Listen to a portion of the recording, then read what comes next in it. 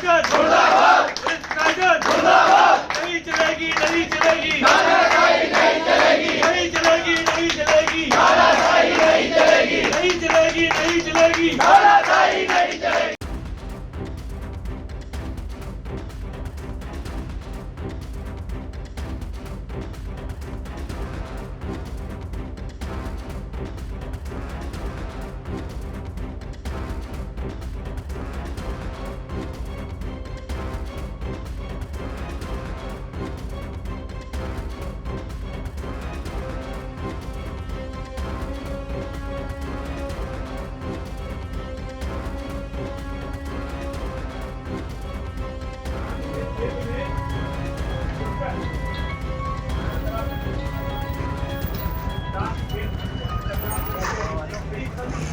ठीक है, वो नहीं है। यहाँ पीड़ित किसान है जो जेई की दबंगाई से, उसके भ्रष्टाचार से, उसकी वसूली से परेशान है, उसके खिलाफ बैठे हुए हैं कि उसके खिलाफ भी एफआईआर दर्ज होना चाहिए।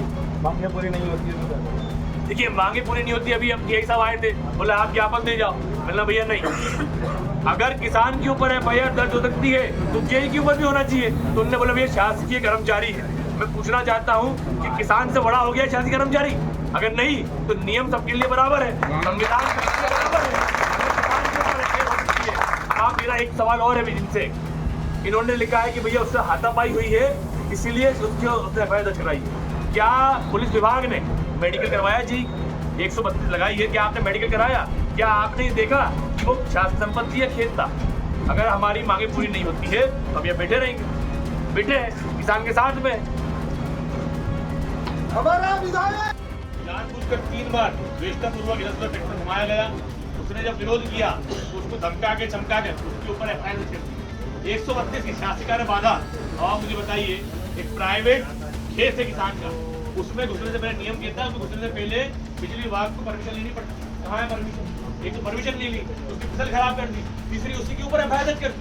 और पुलिस प्रशासन ने एफआईआर दर्ज की तो की, गिरफ्तारी ऐसे दिन की कि 3 दिन तक कोर्ट बंद। जानबूझ के किसान को परेशान किया जा रहा है।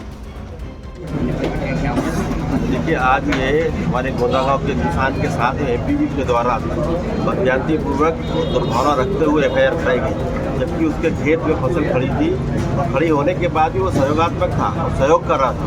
सहयोग करने के बाद खंभा लगा के आया, उसके बाद भी 4-5 दिन बाद एफआईआर हुई है। तो वो जेई के विरोध में हम लोग यहाँ बैठे हैं और पुलिस के द्वारा जो गलत कार्रवाई की गई उसको जबरदस्ती उठा के रखा थाने में और उसको छोड़ नहीं रहे और 2-3 दिन अभी छुट्टियाँ हैं और इसी कारण उनका भी ऐसा लगता है कि ये भी बदज्ञानती कर रहे हैं और या उससे एमपी विभाग मिल के काम कर रहे हैं, जिससे उसके प्रति कार्रवाई गलत हो और 3 दिन जेल में चला जाए। आप 132 जो धारा लगाई है शासकीय कार्य बाधा, वो जमानत की धारा है और जमानत प्रयास से हो सकती है, पर वो नहीं छोड़ रहे हैं। हम लोग यहाँ बैठे धरने पे, तब तक छोड़ा नहीं जाएगा।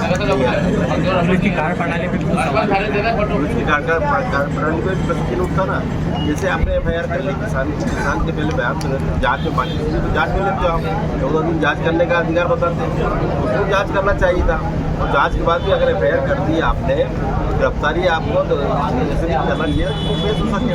और गिरफ्तारी का मतलब जमानती अपराध है ना, वो तो जमानत देना चाहिए, जमानती अपराध क्या चाहते हैं? हम लोग चाहते हैं या तो उसको छोड़ दिया जाए और इसके ऊपर जेई के ऊपर कार्रवाई की जाए। मैं एक चीज़ और बोलना चाहूँगा कि किसान के विरुद्ध इस तरह का किया गया है कि माननीय न्यायालय जो है उसकी भी अवहेलना की जा रही है, उसका भी अपमान किया जा रहा है। कोरोना काल में माननीय न्यायालय का एक नोटिफिकेशन आया था कि 7 साल से कम सजा वाले अपराधी को तुरंत बेल दे दी जाएगी, उसको जेल नहीं भेजा जाएगा। ये जो धारा है इसमें मेरे ख्याल से 5 साल की सजा है, 2 साल की सजा है।